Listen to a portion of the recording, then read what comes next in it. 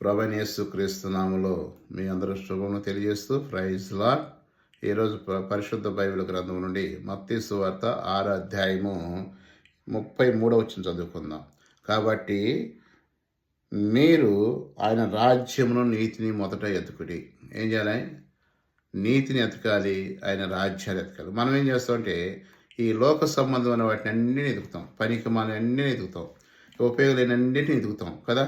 అనవసరమైన మాటల మీద మనసు ఉంచుతాం, అనవసరమైన ప్రదేశాల్లో కూర్చుంటాం, అనవసరమైన ముచ్చట్లు చెప్పుకుంటాం. కానీ ప్రభువైన యేసుక్రీస్తు వారు అన్నాడు, మొదట నా నీతిని నా రాజ్యాన్ని వెతుకుడి.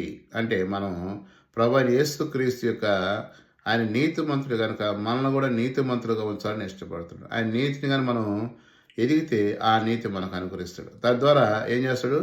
ఆయన రాజ్యాన్ని ఎతకాలి. అంటే ఈ లోకంలో రాజ్యం ఏది కూడా శాశ్వతం. ఓ రోజు మనం ఈ లోకాల నుంచి విడిచిపెట్టాల్సిందే. నీవైనా మరి నేనైనా సరే ఈ లోకం ఒక రోజు విడిచిపెట్టాలి. విడిచిపెడితే ఎక్కడికి వెళ్తాం? ఆయన రాజ్యం. రెండు ఉన్నాయి, పరలోకం ఉంది, నరకం ఉంది, మోక్షం ఉంది కదా. మోక్షం ఉంది. ఆ మోక్షానికి వెళ్ళాలంటే ఏం చేయాలి? ఆయన నీతిని, ఆయన రాజ్యాన్ని. ఏమి ఎదుగుతున్నావు ఈ ఉదయకాల సమయంలో ప్రియ సోదరా సోదరి? ఆయన నీతిని, ఆయన రాజ్యాన్ని ఎత్తుకు, అన్నీ నీ ఎంట వస్తాయి. ఈ మాటలు దీవించునుగాక. ప్రభునందు విశ్వాసించుము, అప్పుడు నీవును నీ ఇంటి వారు మహారక్షణ ఆనందం పొందుతారు. ఆమేన్.